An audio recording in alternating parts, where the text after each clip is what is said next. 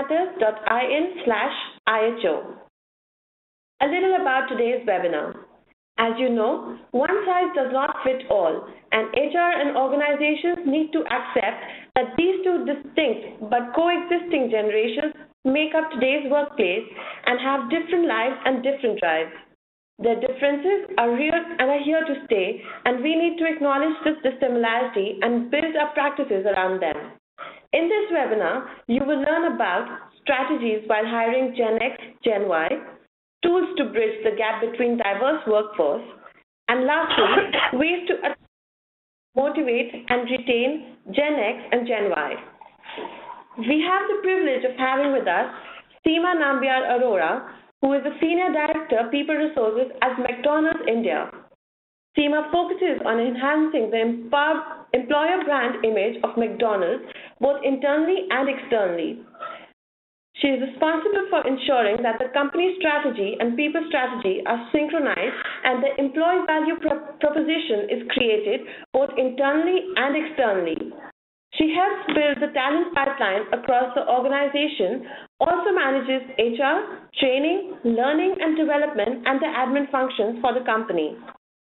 Our partner for today's webinar for helping us make this possible is Monster India, which is India's leading online career and recruitment resource with its cutting-edge technology that provides relevant profiles to employers and relevant jobs to job seekers across industry verticals, experience levels, and geographies.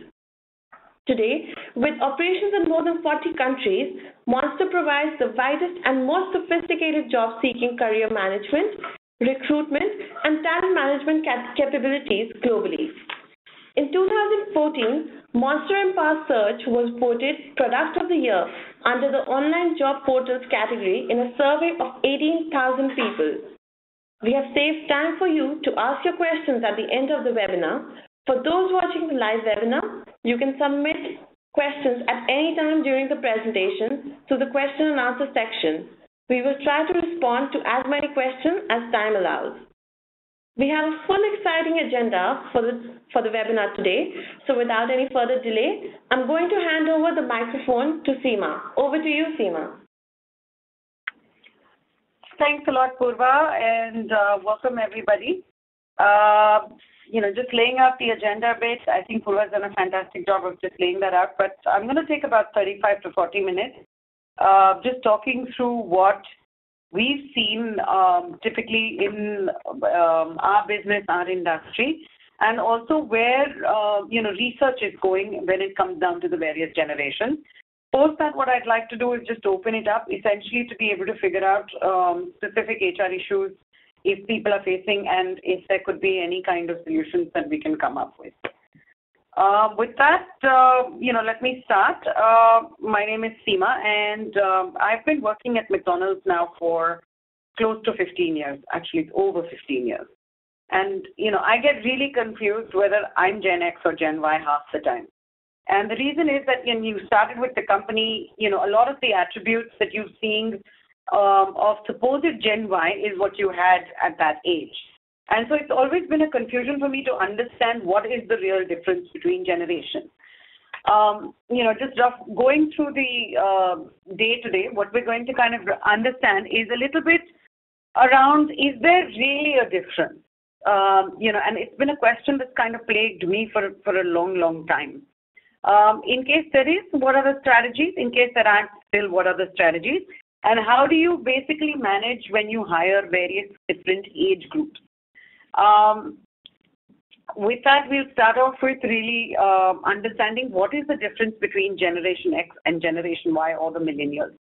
So we've all heard of the traditionalists, baby boomers, Generation X, Generation Y, and today what you're seeing is Gen Z emerging. Typically within the workforce, in India specifically, almost 60 to 70% of the workforce is between these two generations. Largely, if you look at the definition, it is the Generation X is people who are born between 1965 to 1980. Generation Y or the millennials are people who have been born after 1980.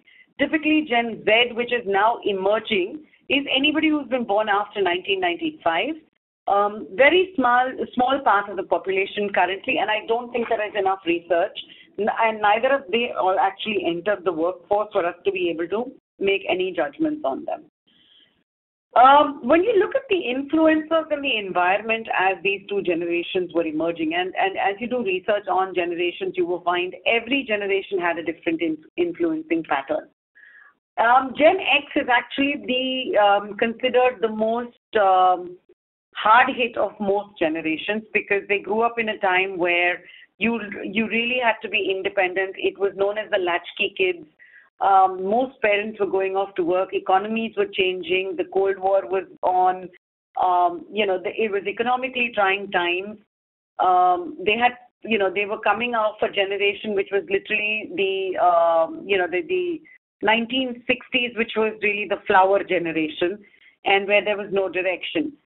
Very, very hardworking, extremely focused, needed to be able to build economically from where they stood. Cut to the Gen Y, where their influencers have been largely the emergence of digital media, or media as a whole, followed by digital media. High violence across. I mean, wherever you see, there is normally, even in everyday life. If you looked at it earlier, you'd literally see that, or you typically see that violence it was not something that was an everyday matter. You saw gun control bills not happening. You saw, school shootouts. You saw lots of other things that were kind of emerging. So they've grown up with an era where only violence was normal. They also came of age in a period when economic expansion was happening, not only in India but also across the world, more so in India. So when I say economic expansion, you're talking about, the dot-com boom, you're talking about the IT turnaround, you're talking about, your 1997, you're talking about the services expansion, entry into India, the government opening up. They just saw a lot of growth. Whereas when you looked at the Gen Xers, they had come from a generation where we had very little to suddenly you saw a lot. The Gen Y is typically a lot more sheltered today, even though they do come from largely, independent nuclear families, but more cosseted, more protected because financially parents were in a situation where they could protect them. So that's typically what has been classified as the difference in the two generations. But are they really, really different? And that's the question that, has always kind of boggled my mind, because as I work with people across, we do have a very diverse force in McDonald's, and I'm always seeing that most of your gaps come because there is a lack of communication or there is misunderstandings in what people are trying to say or do. And a lot of it, because the difference in ages is not dramatic, it's about 15 years, you are seeing that a lot of insecurities and the desire for power comes in or kicks in. And hence it's more of a behavioral issue rather than it really being a generational issue. So Jennifer Deal is someone who works for the Center of Creative Leadership, and she for the last 7 to 9 years has been doing a research only on the generation. A lot of the data that I will refer to is stuff that she's published in her book. But essentially when she talks about it, you talk about the fact that values are not so apart for the generation. When I look at the McDonald's workforce, we have almost about 77% of our people under the age of 25. They are all in our restaurants, and this is obviously a larger population by way of head count because they're our operational force. Whereas when I look at the corporate office or the managers of these people, they are largely between the age of 30 to 40. Almost about 50% of the workforce that's managing these people is within that age group. And the question that we've always asked ourselves is, what do we really need to do differently? And are their values really, really different, or is it just something that we have to adapt based on the situation they're in? When you look at Jennifer's study, you see that she's essentially put out 8 points, where ultimately it comes down to, through research, that she's saying ultimately everybody wants respect. They just define it extremely differently. Trust does matter. Whether you're Gen X, Gen Y, it doesn't matter, but trust does matter. Ultimately, people want leaders who are credible and trustworthy. Organization politics will always be a problem. Doesn't matter where the generation. no one really likes change. We have this belief that the millennials are actually more comfortable with change, but 9 times out of 10, even in the workforce, you do see people are uncomfortable with change. Loyalty really doesn't depend on generation. It depends on the context that's set by the organization for the employee. Retention is based on doing the right things and not just on being able to classify people into different things. And finally, everybody does want a coach. Now, when you look at this and you look at the fact that India is managing a diverse workforce, in 2014, close to 60% of the population was sitting between the age of, or is sitting between the age of 15 to 40. Huge spread, right? And as I mentioned, even when I look at McDonald's as a company, we are seeing that a large part of our population is representative of the demographics in the country. So one of the discussions that we've been having internally is how do we make sure everyone's taken care of. What I'm going to do is work through each of these truths and essentially try and work out for everybody as to what we can do as companies to ensure that you're dealing with your two different workforces, not differently from a values perspective, but how you treat those values. So the first one was everybody wants respect, but Generation X and Generation Y just define it differently. Till the time that the Gen Xers were growing up, a lot of their respect came out of or was driven out of position power and the fact that you'd worked really hard to get to where you had gone. Experience played a huge, huge role. Exposure was not a large part of the workforce or a large part of the development part of people, and hence what you learned and what you did depended on the experience and the wisdom that you had. Hence, when you look at the Gen Xers, you see that most of the times they've been driven by CEOs who are in their, between their 50s to 60s, largely because that's how the generation moved. As a result of it, they do want the respect. However, they want the respect which is based on their experience. Whereas if you come to younger people, they don't have the experience, but they have a lot of freshness of ideas. They have a lot of suggestions. The way that they want their respect is to be able to get heard and for their ideas to be implemented, or for the fact that someone should respect them enough to say it doesn't make sense. Essentially, when you look at it from an implications to HR, one of the things that we've realized works really well is the open door policy of having forums that allow for questions. A large part of the senior leadership team that we have actually spends about 2 hours every month talking to anybody across the system who would like to come in and talk to them, either to give business ideas or to be able to ask questions. You have to realize that it isn't disrespect, it is curiosity and the fact that I want to be respected for an opinion that I have. It's a simple tweak, something simple to be done, but it just needs to be ensured that you are giving people the due respect that they want. The second piece is that trust does matter. It isn't a non-trusting. The Gen Y is not a non-trusting generation. And if I go back to when I was 22 years old, I just think I was equally as trusting. The difference really is the information that was available and the environment that you were brought up in. Today, people have choices, and as a result, they are likely to trust people they work with directly as long as they get, as long as you get the trust of, as long as you're able to work with them and be able to put a parallel there, the people trust organization more than they trust the management. And hence, being able to constantly work on an organization brand, very critical. Transparency and communication is key. Businesses that have normally done well, and if you read a few of the books, especially 2008 to 2010, when a lot of businesses were on the downslide, one of the things that they've all talked about is the fact that they over-communicated and there was transparency. It is okay for your workforce to understand, and it's not different for either. They just need to know the truth. So, being able to put together your communication forums is extremely critical, beyond recognition and beyond reward. The third real value that they have is ultimately, people want leaders who are credible and trustworthy.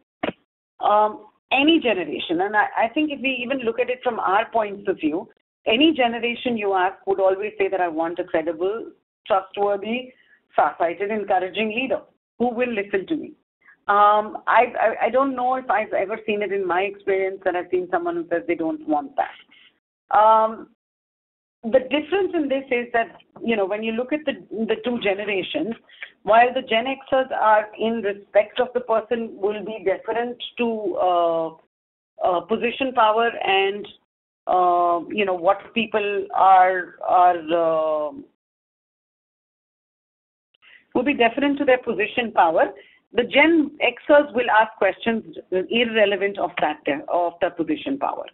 And as a result of that, you have to choose leaders who should be a combination of functional skills and behavioral anchors. It is very, very critical that we put together leaders not because of the fact that they have functional skill bases, but because of the fact that they also have the behavioral anchors to be able to manage a diverse workforce. The other piece is that you have to be able to provide informal opportunities to interact. Not everybody wants a formal opportunity. And so, a lot of the time, simple things that you would do is have an all-staff meeting, but do not have it, or have a town hall, which is not about leadership giving a message. It is more about a chat, or a team building exercise, or just dinner together. A lot of the times you start to realize that you will get a lot more information as you're talking to people out of there, and they feel more connected to you as an organization. From the next one, organization politics. I don't know of any company or any individual who says that organization politics is not a problem.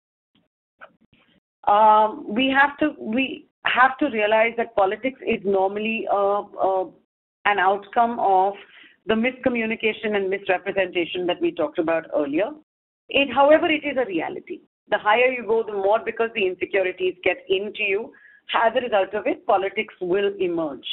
The critical part is not to ignore it, because the minute you ignore it, it will start to get worse and you'll start to see it actually permeating downwards.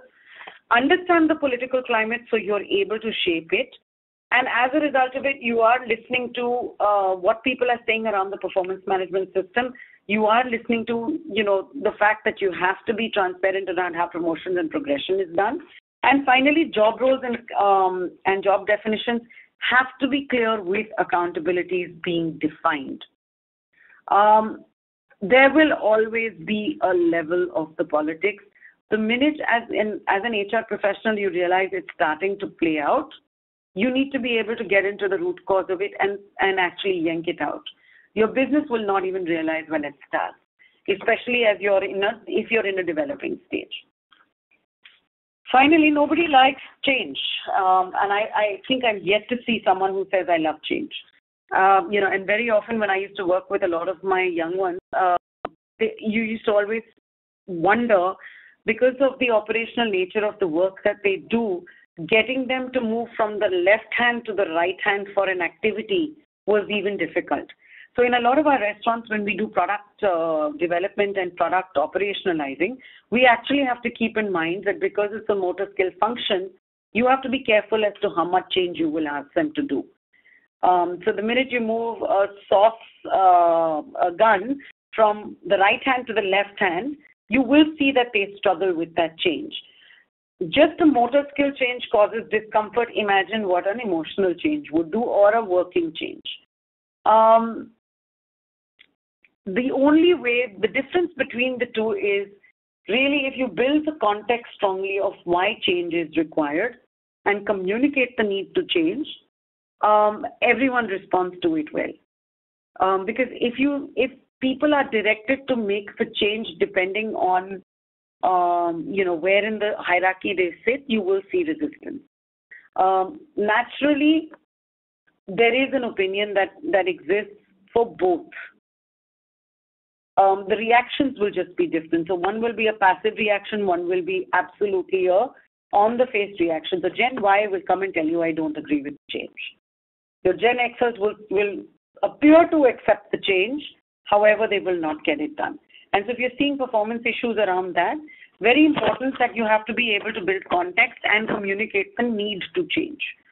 Finally, the second part of that is institutionalized change management processes. And, it's been interesting because I was talking to a colleague of mine who actually works with the airline industry, and she was with a large airline which got acquired and bought out by another airline. They went into a tizzy for almost about 4 years. There was a strike, lots of stuff happened. Ultimately, a whole host of people lost their job. The airline continues to lose money. And when I was chatting with her about, what were the things that she thought went badly, her only point was that her HR team did not get together to be able to actually pull the change off well. When the two companies merged, they didn't merge the HR processes. So the two companies had different work environments, they had different compensation levels, they had different policies. And as a result of it, the politics started. Ultimately, if you can institutionalize a change management process, you will be able to figure out how to make change happen. Based on the previous point, the loyalty for an individual doesn't depend on a generation, it does depend on the context. Based on the economic climate and the kind of unemployment, so today we are seeing almost about 11% unemployment in the age group of 15 to 24, with an overall 9.8 to 10% unemployment in the workforce that is published from an India perspective. Based on that, obviously there is insecurity because, the economic situation is where we are. Loyalty will depend on how we are able to build people from a capability standpoint to get the job done. People will work hard if they need to get the job done. However, they need to be told what it is that they need to do to get the job done. And so clarity on the learning opportunities that allow for security encourages loyalty, which means that if you have learning opportunities that you are able to give to people, that helps them to understand how to do their job better, which causes a secure feeling for them personally, you'll automatically get loyalty. Almost about, so McDonald's operates on first jobbers. And of the 8,000 people, almost about, as I mentioned, we have almost about 50% who is in the age group of about 22 to 25. And these guys have all been with us from the time they started working, which is normally anywhere between 19 and 20. So they've already spent 4 years with the company. And a large part of that is related to the fact that they do see development opportunities, they do have clarity, and we do have full-time workforce that is allowed to, express themselves and give ideas. So I don't know if that loyalty is not necessarily a generational issue. Retention is based on doing the right things. And when we did our previous surveys, or we've always participated both internally and externally in employee satisfaction surveys, we've just come out of our Great Places to Work survey. And what you've realized is despite having the diverse workforce that you have, everybody wants the same thing. Good compensation, learning and development, respect and recognition, good quality of work and life, and opportunities to advance. Everyone works their way around the rest of their stuff as long as you're able to balance all of these things. So management of the life cycle and explanation of the life cycle management is key to them, for them, and it has to be visible in words and actions. So for example, if I'm running a manufacturing firm that has a mixture of a diverse workforce, I can't give flexible timing. Right? Unless I know that my production cycles are run in peaks and valleys, that's the point where I can actually go into a different form of employment. So it's not true that all millennials will say, I want a flexible worker and I want a work from home option. They're all willing to spread as long as they understand what is the direction of the job that they're doing and how do they need to get it done. Finally, everybody wants a coach. So the whole piece that we've always talked about, that these guys are more technology savvy and hence they want e-learning. Coaching allows these most people want human interaction and they want the touch. And as a result of it, they will want to be able to see or talk to people one-on-one, individualized, targeted, and reinforced. Having a coaching program really helps. So we ran a coaching program at varying levels last year. And it was interesting to see that all of them got different outputs, but the need for people to talk was extremely high. So one lot we had, which was between the age of 38 and 45. Another bunch that we had done coaching for was between the age of 28 and 32. What you saw as outcomes from their action plans were extremely different. However, those they were relevant to their life stage, not to the generation. The common junction was they all needed somebody to talk to. And the minute you gave them a person where they weren't threatened and they weren't insecure about, a lot of them were able to put things in perspective. And I had a lot of the guys coming back and telling me, saying that they were grateful to the organization for allowing them to be able to explore that side of it. Downside of that, would you end up possibly losing a few people in the bargain? You could, because a lot of them did so much introspection, they realized that this was not what they wanted to do. Objective for us still remained that, I'm glad you've made the call. Please go ahead, do what it is you think you need to do. We're still in touch with a lot of those guys. They still talk about, the business in a very, very positive format. But they all need someone to talk to. Having said all of this, the question that still plagues is there a difference between how you deal with one and how you deal with the other? In order to be able to answer that question, I think the biggest thing that you have to be able to identify is where do those differences come from? When you look at it, the first one is communication. Gen Y and the millennials were born with a cell phone and a computer. Gen Xers have had to adapt.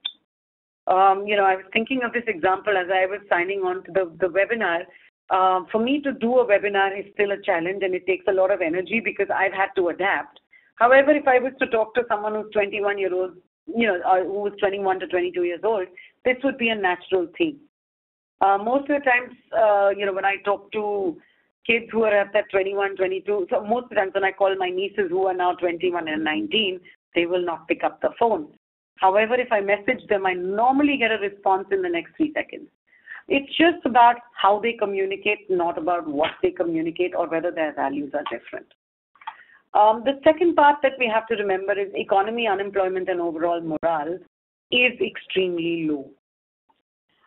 If you go back to the influencers that we talked about in slide 3, I think one of the things that we have to remember is, there is a higher sense of insecurity based on all the world economic status 2008, to a degree 2010, 11, when, as a country we've gone through a bad period. Also for India specifically, there's an unskilled population which is equal to higher unemployment. The beauty with any of these generational research papers is that they've all been done in the Western world. When you look at it from the Eastern world or even from a country like Russia, which has been an emerging economy, you'd be able to see characteristics of a Gen Xer in a Gen Y, just given where the economy is. And so it's important to understand that all of these things will result in a difference in the way they respond, not in who they want to be. As we talked about, while they're, it's a little bit of a conundrum because while they're absolutely comfortable with technology, the flip side of that is that they do want a blended option, right? So if I'm a Gen Xer, the use of technology will be challenging and I still want the face-to-face where I can have a discussion. However, when you look at a Gen Y person, I'll be more comfortable with technology, but I need the face-to-face to be able to get the training that's required, also the slight security that's required from a face-to-face interaction. Use blended learning options versus just using technology options. And finally, increased complexity, mobility, and speed of change globally and locally is causing a lot of difference. There is a need to create an active learning culture, especially for the Gen Xers. In that era, it was about academics, and then you went to work and you learned functional skills. In the era of Gen Y, because they're also exposed to a lot more because of the technology and also because of the awareness that they have, they're a lot more rounded in their approach to how they deal with things. As Gen Xers, you have to be able to create an active learning culture for all levels. Functional development programs, leadership development programs, management development programs, extremely critical at all levels. Normally, we think that when a person's reached that 40 age, they shouldn't, be really exposed to training. That's the time when actually you need to be able to start the leadership development and management development. People management is one of the tightest roles that we're seeing as far as a country, purely because most of our academics has been driven around functional. Also, you need, for the Gen Y, build exposure into your learning programs to be able to build skills. Like, for example, in our case, one of the challenges, because we have first jobbers, is that their only exposure to the business is McDonald's, and they tend to become very internal. As a result of that, what we try and do is give them short bursts of either external speakers or, programs that are outside of the business. Or even, we're toying with the idea of a secondment where we actually send them out for a month to another company just to understand how the business works. That's pretty much the way that I look at the differences between the generations. So just to recap, when I look at it from a value system perspective, my take is I don't think their values are so different. What is different is the influencers and the generations in which they have grown up. The second key thing that's different is the age. Right?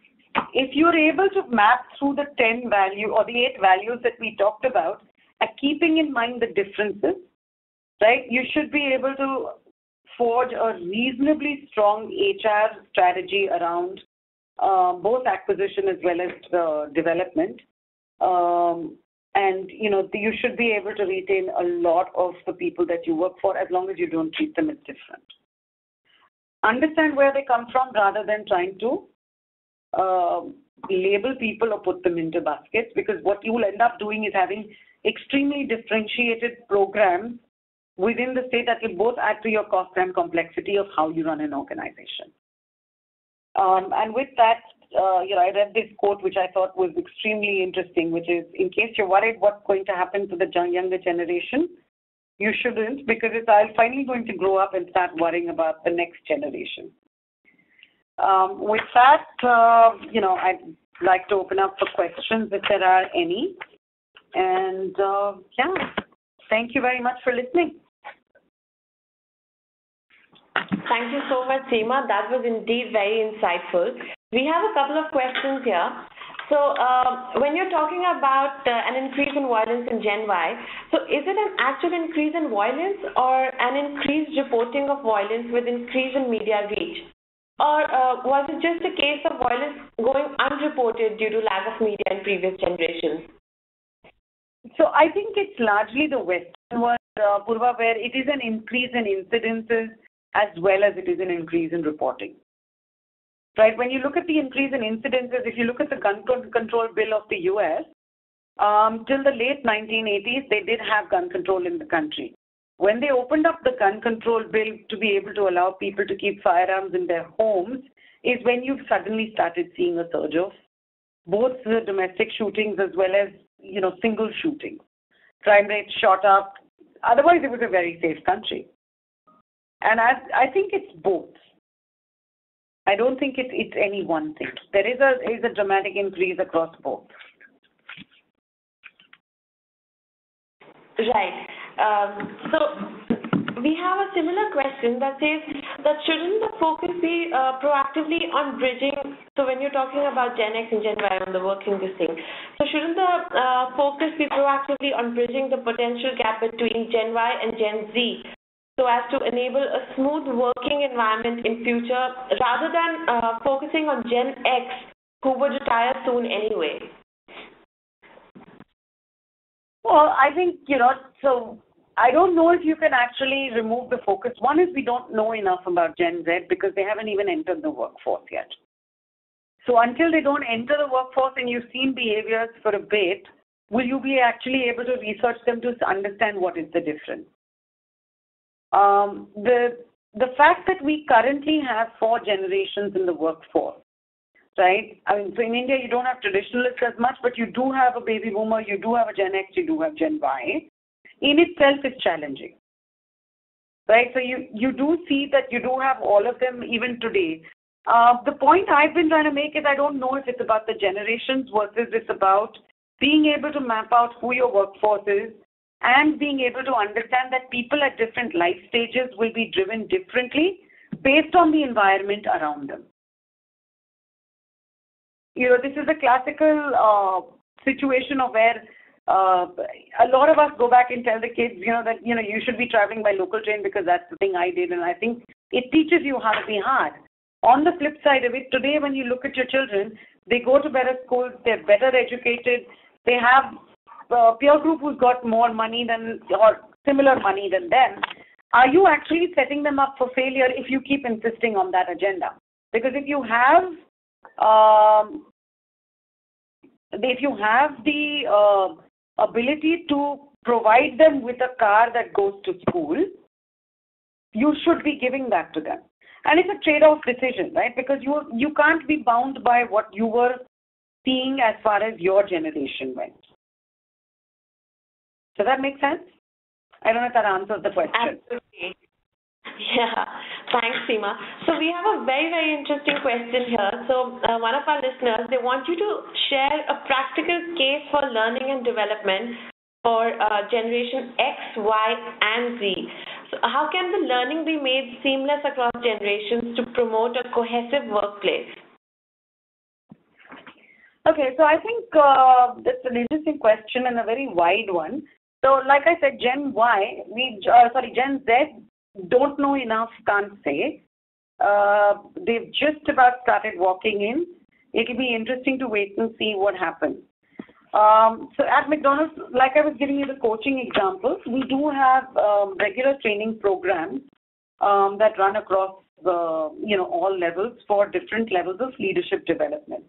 Most of our training programs are built around the soft skill part of it because we're saying the hardcore functional skills are learned in the restaurant on the job.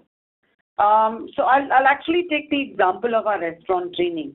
Every person who comes into our business, whether they're 45, 35 or 22, have to go through a restaurant training exposure.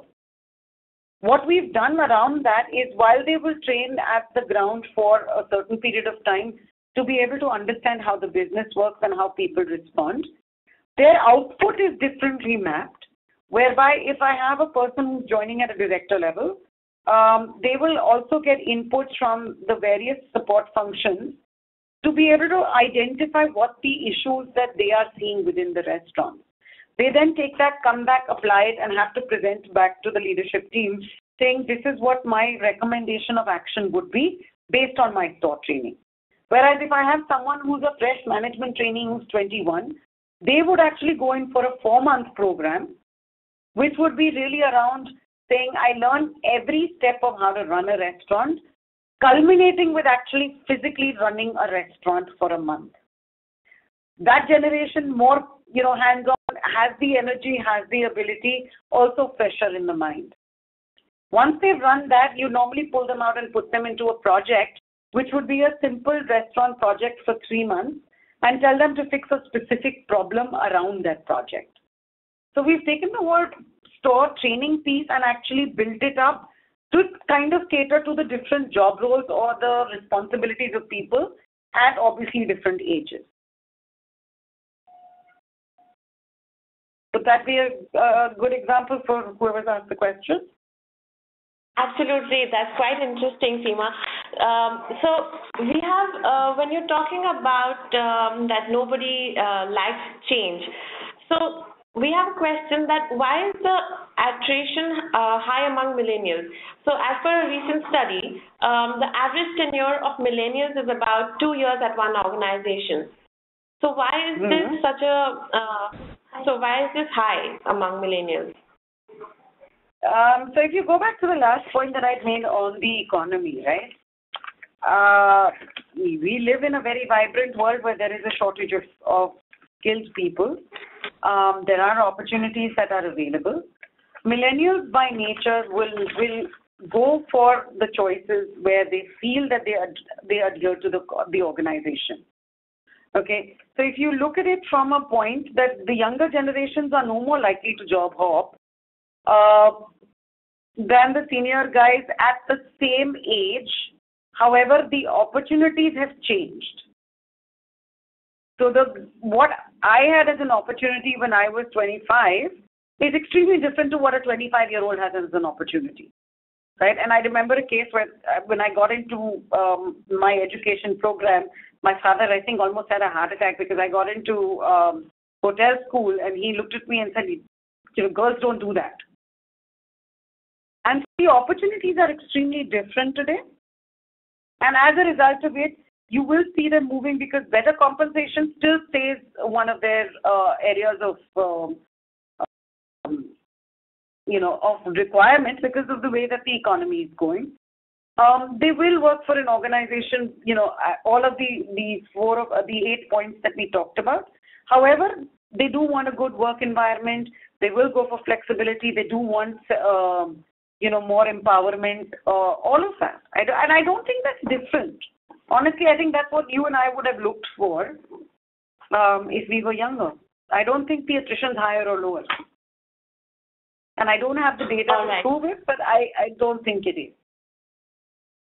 Right.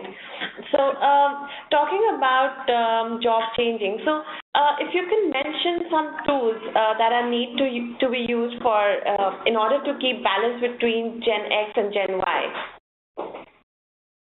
Sorry, can you just mention the question again? Yeah. So we have this question that says that which all tools would be needed for in order to keep balance between Gen X and Gen Y?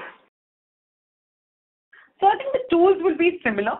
So when you talk about it from an acquisition point of view, based on the age group and the experience and the job role that you're expecting to do, at the acquisition level, you'd use different kinds of assessment tools plus the interview piece together to be able to ensure that you're hiring the right person for the right job. It's not a generational thing, it's what you require for the job. The second part is on the retention piece. I think, again, the tools will be similar. So whether it's forums, whether it's reward and recognition, or whether it's recognition programs, whether it is even for that matter, communication. You could have your communication through town halls, you'll have your communication through open forums. The way that you deal with the two lots is just different, and that's based on really the age and where they come from. So, for example, a Gen Y guy and a Gen X guy sitting in a forum with a leadership team will just ask different questions. The Gen Y guy will probably push through and say, you know what, tell me what I can do differently to be able to help the business move from here to here. Whereas the Gen X will be, sitting there and wondering whether he should even be asking that question. Because leadership by respect is the position that people hold. So I don't think the tools are too different. Okay. Thanks, Seema.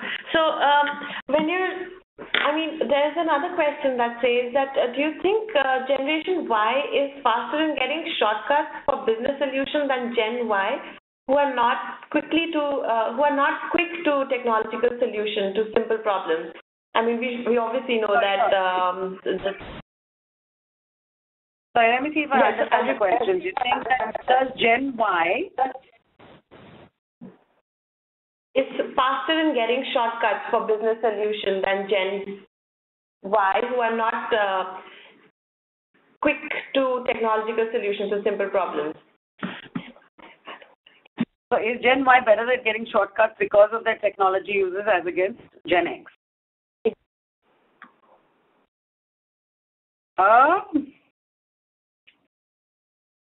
I just think they're more competent at being able to understand how to work technology. Data is a very, very key factor in how we run our business today. And that's a change over the years because typically till very recently we didn't use a lot of data. So other than the large multinational companies, you didn't see a lot of the smaller guys working off of a lot of data. It was what you knew intuitively. Today, as you're seeing technology emerge and you're starting to see the need of, getting data, getting big data, does it help to have a better understanding of technology? Absolutely. Can they come up with shortcuts?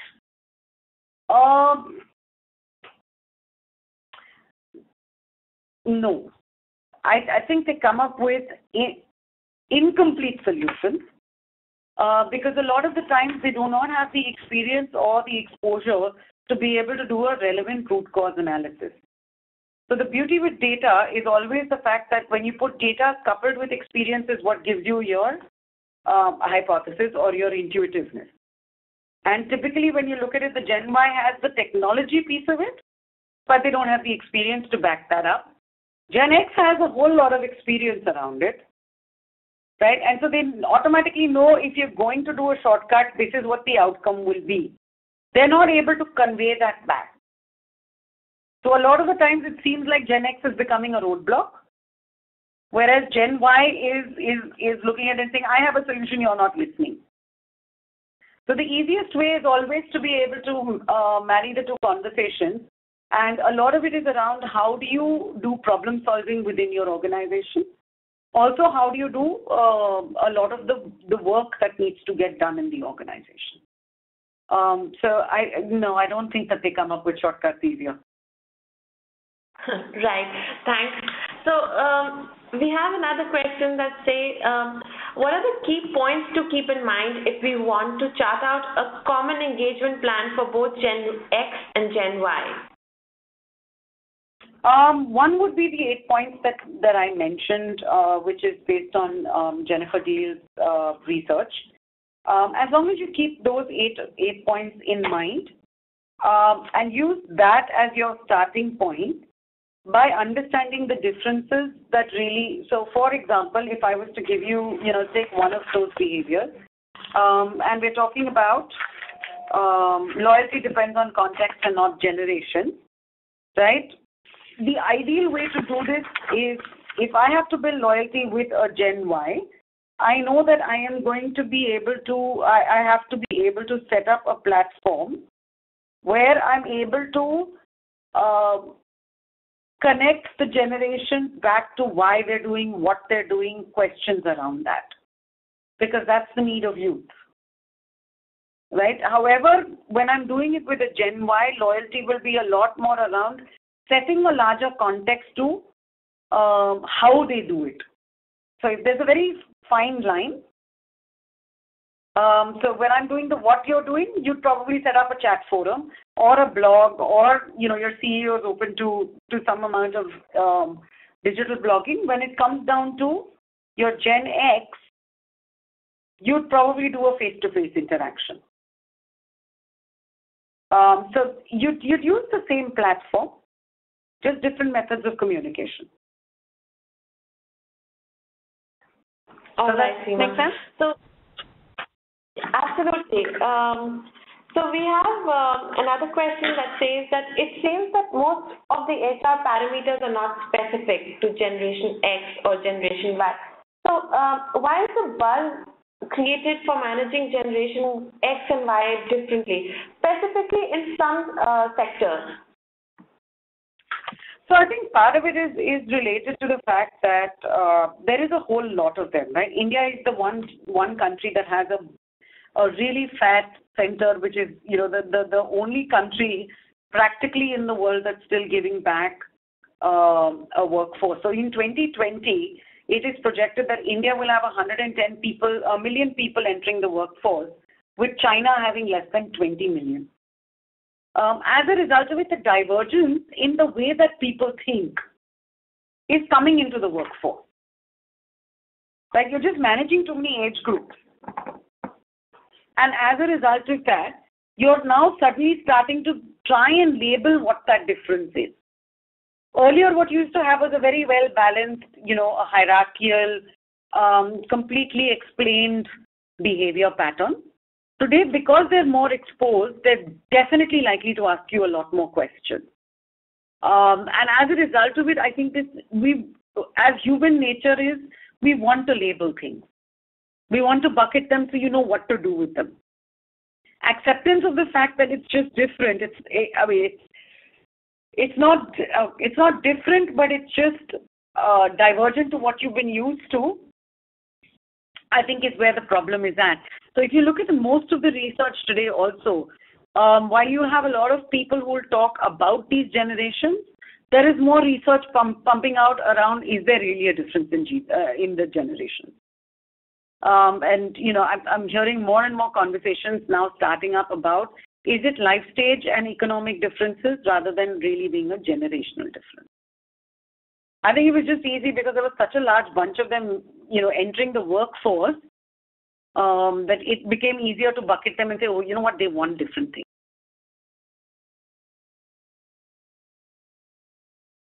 Right. So we have another question that says that does politics still exist when HR is going evidence-based through analytics and other objective measures? Oh yeah, politics will always exist till there's humankind on this earth. It's a natural way of the world. The question that you have to answer is, one is acceptance. Second is be able to moderate it so that you understand what is at play. Because by and large, at the end of it, your call will finally be intuitive. You can use as many numbers, but performance will never be a factor of numbers. There will always be the recency impact. There will always be a boss change. There will always be an organization philosophy and a culture. All of those will play out. So a guy who gets a good score versus a guy who doesn't, there will always be murmurs by the water cooler. And there will always be a play. So I don't think you can ignore it. Makes sense, Seema. So another very, very interesting question that we have, so they're asking, in coming next 5 to 10 years, what will be the situation in industry like IT and commercial and hospitality industry? So will there be a higher number of Gen Y in leadership role, or the seniority will be in executive level and their ideas are not given a chance to explore? How is it going to be? I wish I had the looking glass, which I don't. Hopefully in 20 years I will be retired and living in the Bahamas. Gen Y, by the nature of the age, will have to move into leadership roles. I don't think there's a choice around that, because the Xers will start moving into retirement age. The one thing to remember with most Xers is, because they came in an era that was so full of strife, a lot more of them are wanting to retire early and spend time with family, spend time, just doing stuff that they want to do. So, when I talk to a lot of my colleagues and friends, or for that matter, a lot of the times I look at myself in the mirror and say, what do I really want to do by the time I hit 55? Do I want to be in this rat race, or do I just want to go and sit on the beach and go and open a bar? I don't know. So I think Gen Xers will get out of the workforce much faster. They're not going to hold on. So I think Gen Y will have to take up leadership positions in the next 10 to 15 years, which means that aggressive talent management and leadership development programs become very, very critical. Because when you're looking at the expansion of the country and when you're looking at the GDP climbing, it is going to be a requirement. Most of the other economies are going into regression, and that's largely a workforce-driven issue.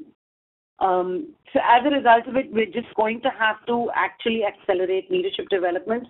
Some of the work that's already being done is to being able to, at least start to put in the equivalency programs and vocational development for rural youth. And then from there, if they get into the workforce, you're at least going to be able to force the agenda of leadership development. It will need to be younger. Right. Thanks, Seema, for such an insightful session on this. So we've had a very great time with you, listening to you and to your thoughts. So I think that concludes with our question and answer session, and we are going to wrap up today's webinar. So once again, I would like to thank today's webinar partner, Monster.com. Finally, a special thanks to Seema, the speaker for this webinar, for her time and invaluable information that she has shared with us today. And I would like to thank everybody in the webinar audience for participating in today's session. Do not forget to join us for our next webinar of India Hiring Outlook Week on discovering new hiring tools for mining hidden talent, that is scheduled for Friday, that is 20th February from 3 p.m. to 4 p.m. With this, it concludes today's webinar. Thank you for joining us and have a great day.